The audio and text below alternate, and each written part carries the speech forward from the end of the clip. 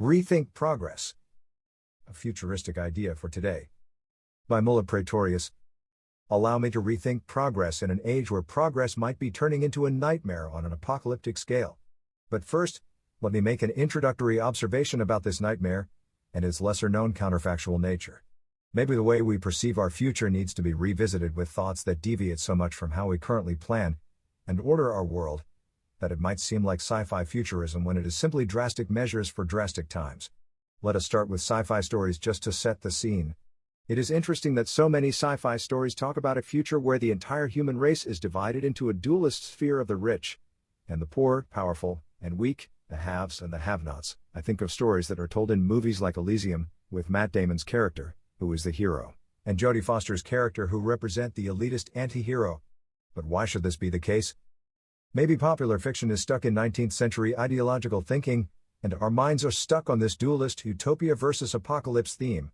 However, our shared experience since the fall of communism at the end of the 20th century, and the ideological declaration of victory by the liberal democratic ideology today shows us that maybe all universal utopian ideological claims are losing the battle against good old multifaceted non-utopian common sense human nature. A crucible where global interconnectedness creates a hollowing and emptying effect into which pure human nature is flowing.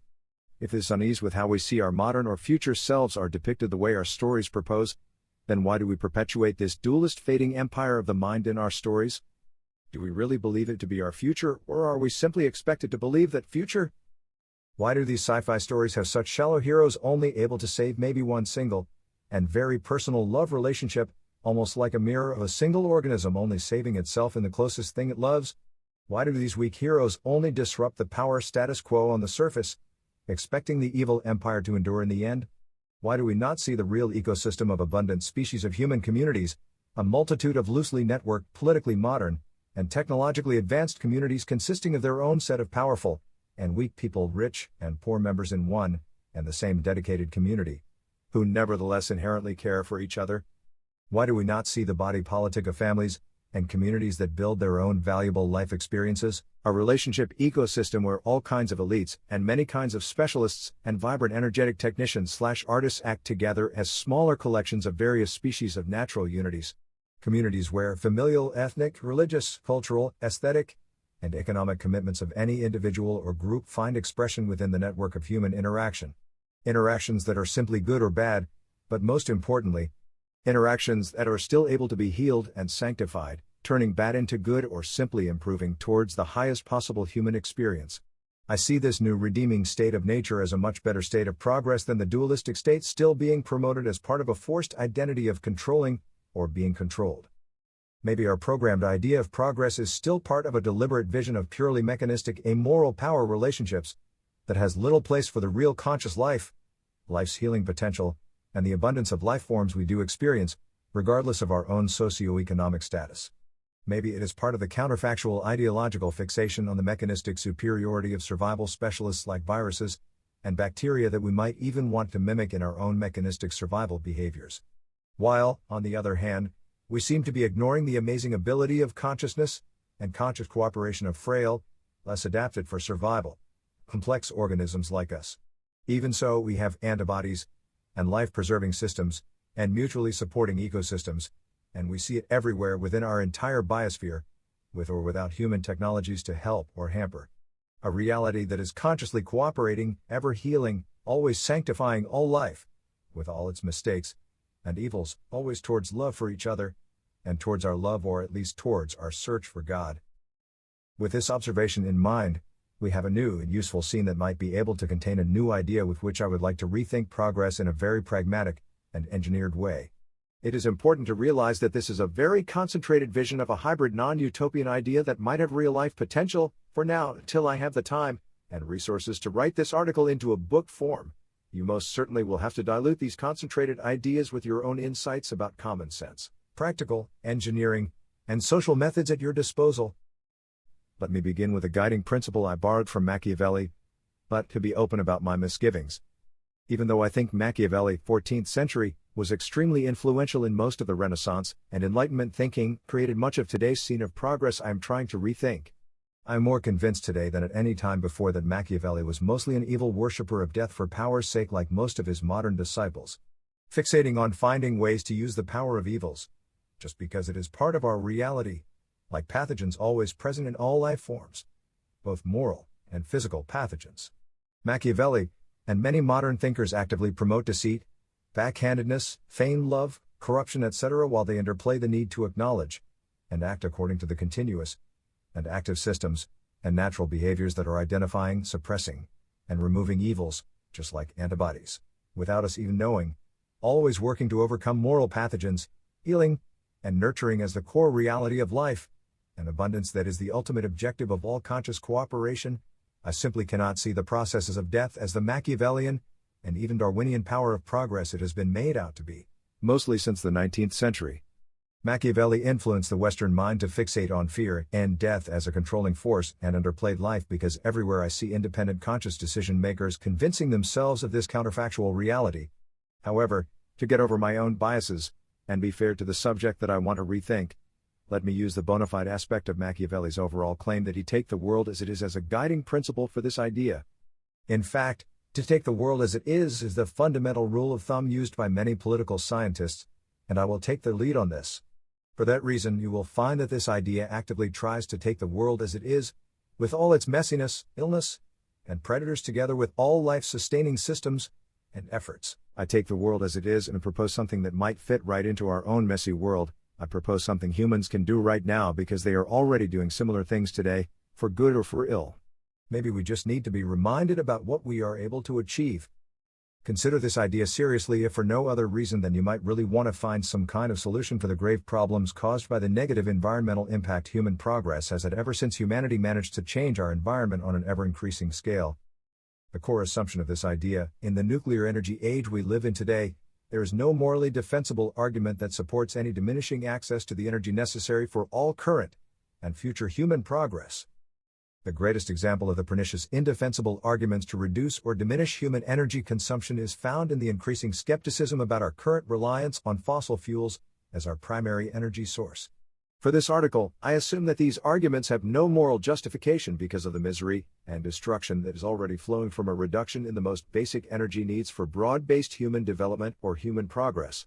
This assumption is further accentuated by the practical reality of the enormous scale of energy that is, and will be required much sooner rather than later, just to mitigate the most conservative estimates of the expected environmental challenges caused by climate change, as well as the known developmental challenges that are facing the current and changing world population. This core assumption might be the most concentrated statement in this article. From a scientific, engineering, economic, and social point of view, this core assumption is desperately in need of clarification and justification. However, I propose commensurate dilution of the concentrate with your own insights, or even some of your own trusted and knowledgeable friends' insights.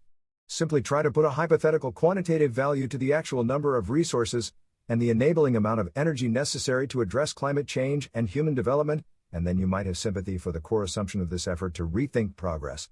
Simply put, if we do not have an extreme increase in overall energy availability, we will not be able to achieve climate change or developmental objectives. With this exposed counterfactual scene of our times, and this core assumption, we can consider the powerful simplicity of the core idea proposed and elaborated further in this article. The core idea: completely isolate all the supply of heat and electrical energy from all other human activities. Yes, as simple as that. The idea is to change the way we think about and achieve energy supply, but in this case specifically only heat and electrical energy in its purest form. The most natural analogy of this radical idea is to isolate our energy supply, almost like the sun is isolated at the center of our solar system while it supplies, without interruption, energy to our biosphere. But in this case, we isolate our own energy supply from the ecosystem of normal human economic activities.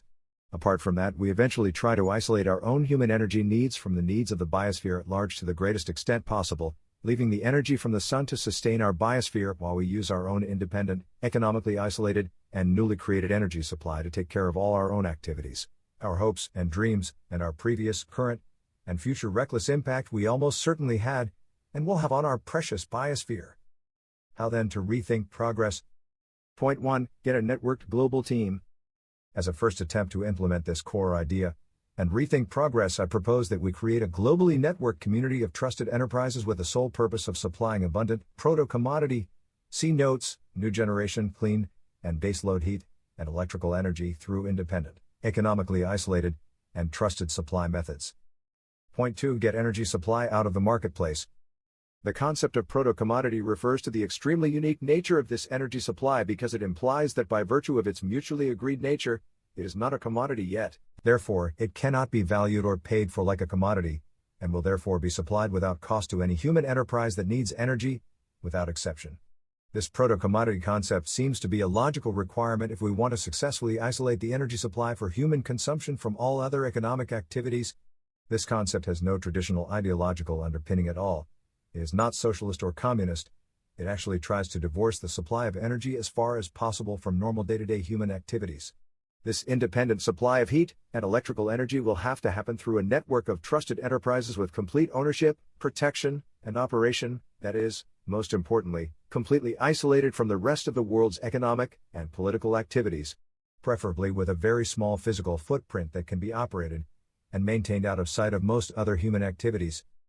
This isolated and internally networked community's sole purpose will be to supply heat and electrical energy to communities as a trusted proto-commodity enabler of all existing and new human activities, only supply of energy, not the distribution of energy, which should remain part of the normal/integrated economic activities. Point 3. Continuously do the hard research necessary for this singular objective.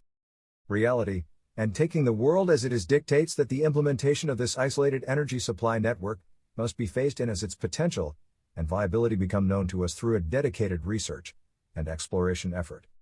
Point 4. Understand and allow the fungibility of energy. This idea of an independent and isolated supply of energy is critically dependent on the principle of no unwarranted moral or political strings attached. It must be, as far as possible, as a fundamental requirement, completely independent with completely fungible energy supply characteristics, the same kind of fungibility that money has. Point 5. Acknowledge the failures of our current approach to energy supply. As justification, this isolated energy supply activity will in principle overcome most of the current deadlocks experienced in human thinking as it attempts to find a capital investment and monetary linked solution to the immense but disputed scale of energy needs for basic human survival and progress. This is another concentrated statement and can be diluted with your own insights about the inherently poor performance of most publicized climate change mitigation and human development initiatives, like carbon tax, etc. The aim is to decouple energy supply from any ideology or social construct or political objectives while in its own sphere, still maintaining all other/normal actively pursued ideologies and social constructs that humans inherently act out and develop over time. It is human nature as it is standing apart from the supply of heat and electrical energy. Point 6. Create a global energy actor, standing apart on behalf of all. The allocation of all the raw materials, know-how, technology, and work needed for this independent energy supply community of trust, for short the ESCOT, must be negotiated, freely allocated from nature's stores, planned, implemented, executed, and protected within the same kind of independent global commitments that is found in the moral trust and aspirations intended for something like the United Nations, the Universal Declaration of Human Rights, or our existing global monetary system, i.e., the Bretton Woods system, or a new monetary system everyone seems to be looking for in cryptocurrency, who knows? Except that this ESCOT will deliberately act with only one single imperative, to the exclusion of all others, and that is to ensure that any human activity will have trusted access, or progressive access in the near future, to all the necessary heat and electrical energy required to be, in principle, successful in all its stated or implied objectives. Point 7. Allow all bickering parties to see the artificial sun. The proposed independence and isolation of energy supply through an ESCOT do not imply covert, obscure or hidden processes. On the contrary, it expects complete society-wide communication and openness of the activities of this ESCOT to all interest groups regardless of their status and relationship with each other. However, only complete openness to viewing their activities, comment on it, and request energy while planning your own economic activities, but completely isolated from any direct control of the ESCOT's activities. A break of independent and trusted supply is the only plane of accountability and direct oversight. This is the seemingly obvious way to ensure its independent status and trust, while all other human interests and relationships can maintain their inherent characteristics of trust, harmony, distrust, and conflicts, law, order, interpretations of universal human rights, etc. The ESCOT will supply only heat and electrical energy regardless of any conflicts between individuals and communities or any commercial or state entities, with the effect that normal statecraft, contractual, and other legal methods will remain the means of solving or at least trying to solve all issues between nations, state actors, commercial entities, etc. Point 8. Measure the success of the energy supply. The ESCOT will therefore operate on the purest set of physical principles available to achieve its single mandate, taking human nature into account only to the extent that the ESCOT's actions and intentions must continuously be measured and realigned to all aspects of its single objective, the same healing nature found in all complex human societies. The measure of success for the idea is that the ESCOT must prove its progressive success with both 1. The physical increase in the percentage of the total expected global quantity and reach of supply to communities and their enterprises that is also calculated as a function of 2. The increasing percentage of energy supplied according to the physical theoretical limit of the current optimal baseload energy source being exploited. Ever-increasing and ever-improving energy supply is its only measure of success. During the execution of the ESCOT's mandate to achieve success with its singular objective, potential oversupply of energy should not be considered a disadvantage because the entire ESCOT is isolated from the rest of the economy. It is a fair expectation that the ESCOT is able to, transparently but independently, plan and control the oversupply capacity, and able to have generation units in storage able to quickly deploy, switch on, and off the generation units as required by the economic signals received, and transparently interpreted, from any of the networked economic actors being supplied by the ESCOT. The community at large will always be responsible to generate accurate economic signals, for its own purposes as well as for the ESCOT to use in its supply decisions. Point 9. Why nuclear baseload makes the best artificial sun. With these measures, and capacity of supply in mind, it logically follows that nuclear fission is currently the optimal baseload source, with future potential for nuclear fusion energy. This is the case because the kinds and amounts of resources necessary to generate nuclear fission energy are the smallest physical volume of resources known to humanity. It will have by far the smallest impact on our current global store of resources. This small resource footprint is considered to be a critical prerequisite to enable independence, and an unobtrusive, contained, and manageable infrastructure to be produced, deployed, operated, maintained, and recycled, i.e., full life cycle ownership, by the ESCOT. Isolating nuclear energy enterprises in an ESCOT contains the structure of a potential solution to the control and safety challenges associated with the large-scale adoption of nuclear energy in our age. Instead of expecting all aspects of our human nature to achieve the necessary moral and ethical fidelity that is reasonably capable of protecting our biosphere from the dangers of nuclear power, you isolate the nuclear energy activities into a community of trust that is completely independent but also completely open for review by all, because it is deliberately isolated from all other human interests. This article does not have the space to introduce the nuclear energy industry, the technology landscape, and current advancements. I will only trust that the logical realities of humanity's ability to turn mass into energy will be considered part of our moral duty to implement safely and successfully. This ESCOT does not include any nuclear weapons application or other non-energy nuclear applications, for which the current methods of enterprise and statecraft must account, at their own cost with their own methods. However, the ESCOT might be allocated large amounts of legacy nuclear fissile materials extracted from discontinued nuclear weapons to be used for energy supply. Point 10. Allow clean, independent energy to, not so, gently shine the light on fossil fuels. The success of the ESCOT will be noticed when fossil fuels, as our mainstream energy source, are successfully isolated in their own sphere. Almost like an isolated cancer to be eradicated by clean energy supply chemotherapy, with the intent of the ESCOT to systematically displace fossil fuels' energy component as soon and as aggressively as possible, for the sake of our biosphere's survival. Please note that fossil minerals are the same thing but simply not intended to burn, have extraordinary beneficial potential as complex carbon-based products to be used in many environmental and industrial applications, especially when clean independent baseload energy becomes truly abundant and without cost for being a proto-commodity. Just as an example of the potential to use proto-commodity energy to refine fossil minerals will allow an extreme reduction of carbon emissions and control of its usual polluting effects. Point 11. Reward the effort. Because the ESCOT is proposed to be isolated from the rest of the economy, and energy is considered to be a proto-commodity, the reward of the ESCOT is humanity's progress itself, and the people taking part in the success of the ESCOT must receive the independently agreed reward, an equitable claim on wealth in the real economy, based on the overall success as defined above. From a monetary perspective, it might be feasible to have the ESCOT contributors' monetary reward be in the form of the creation of new fiat money or cryptocurrency or any sovereign/trusted new money. Because of the intrinsic benefit of the ESCOT's energy supply to the economy, this kind of reward will not contribute to inflation. This does not imply that this idea will solve inflation, it simply proposes that it has the potential to be inflation neutral. Bad fiscal decisions will remain the prerogative of any nation or group. Point 12. Let the minds and hands compete for success. The ESCOT does not exclude internal forms of competitive exploration for better methods of supply within the single objectives agreed parameters for the community of trust. It is envisaged that the ESCOT will operate more like a purely scientific peer review community of specialists searching and executing this single imperative. The expected effects if the idea is implemented. Effect 1. Reject this idea until the next apocalypse.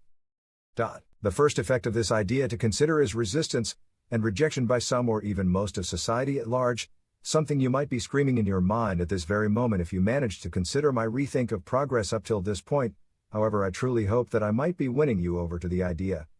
But, to this very probable reality of partial or complete rejection of this idea, it seems as if the only answer coming from my understanding of human nature in this regard is that this kind of idea only gets accepted under extreme duress and real existential fear of destruction. To be certain, it is very probable that it was the same conditions of duress and existential fear during and after the two world wars of the 20th century that led to the creation of this idea's classmates in the United Nations, universal human rights, and our monetary system. Therefore, I will still present my idea to the increasingly hostile, frightened humanity of which I am just one frail member. My sincere hope is that we do something like what this idea proposes, hopefully before another apocalypse, and not when we must deal with the post-apocalyptic aftermath. With this somber disclaimer and reality check in place, let us look at some practical effects that might be seen if the ESCOT becomes a reality. Effect 2. Implement the idea in silos. The first sign of a proto-positive effect might be that the ESCOT might start to be phased in as part of the fear experienced by nation-states, regions or civilizational trust communities. However, the network efficiency of this kind of community of trust will only become truly independent and successful when the ESCOT manages to deliver in a measured way, detached from all human fears and power relations and become isolated from destructive attacks as a result of a universal commitment to its independence and isolation. Effect 3. Clear focus on what to do with energy, and not how to create energy. With an increasingly more successful ESCOT supplying ever-increasing amounts of energy, the current enterprises and economies that are plagued by inefficient, scarce, or fossil fuel-based energy supply can actively start to direct their efforts towards actual human and environmental issues, other than energy supply, that needs to be addressed, irrespective of the ideological methods to be used. Because energy cost is in most current economies one of the greatest obstacles to new and ambitious enterprises, it should be very clear that this method of energy supply will create immeasurable large-scale economic opportunities, releasing a potential to have exponential growth of new job creation in virtually any kind of community, simply by virtue of the potential attained from trusted and abundant energy. These efforts include, first of all, the realization of good living for all according to their own definition of good living, then also enable large-scale initiatives, currently in the human imagination, to solve the real challenges we experience. Challenges of which hope for the future, and redemption from past and future environmental and other errors seem to be the most important for today's communities. Reduction of man-made greenhouse gas emissions or space exploration or full-scale replacement of earthbound resources with space-based resources from our solar system or beyond. All efforts to ensure the dedicated pristine future of our biosphere, while we have the good life to enjoy it. Human activity might be released from socially induced energy scarcity, and the hopelessness associated with this scarcity through an optimal or inherently optimizing independent process, while the nature and impact of all activities are still maintained according to each society's own norms, and freely developing human nature. Moral imperatives that lead to the reduction of the evil/bad impact of human activities can be achieved without reducing human aspirations and hopefulness for a better future. Possibly, cleaning up and protecting nature can become the most valued commodities and services we desperately need. For instance, the successful reduction of unchecked pollution that might currently not be economically feasible within many of our critical industries. Effect 4. Life will go on as normal, even more so.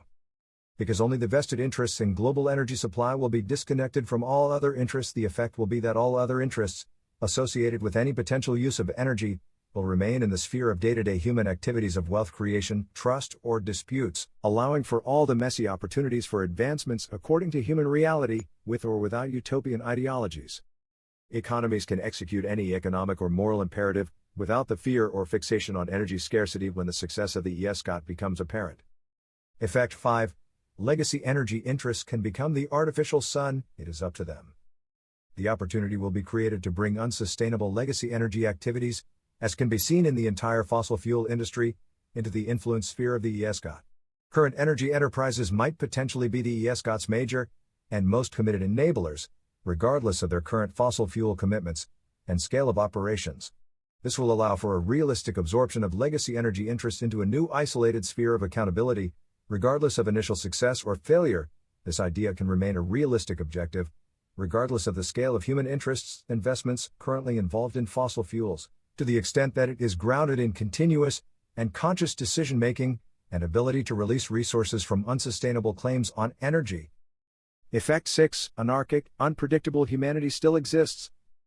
Human conflict will still happen because of clashes of interests other than energy supply, and might allow for much more dynamic moral interactions and collective learning, both good and bad, as experienced from any individual, community or group's point of view.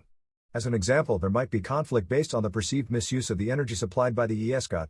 This conflict then needs to be sorted out between individuals and communities, and not by the ESCOT, who needs to stand apart from what energy is being used for. From my understanding of history, these types of conflicts are usually channeled towards extreme progress in technology, culture, aesthetics, and most of the highest human aspirations.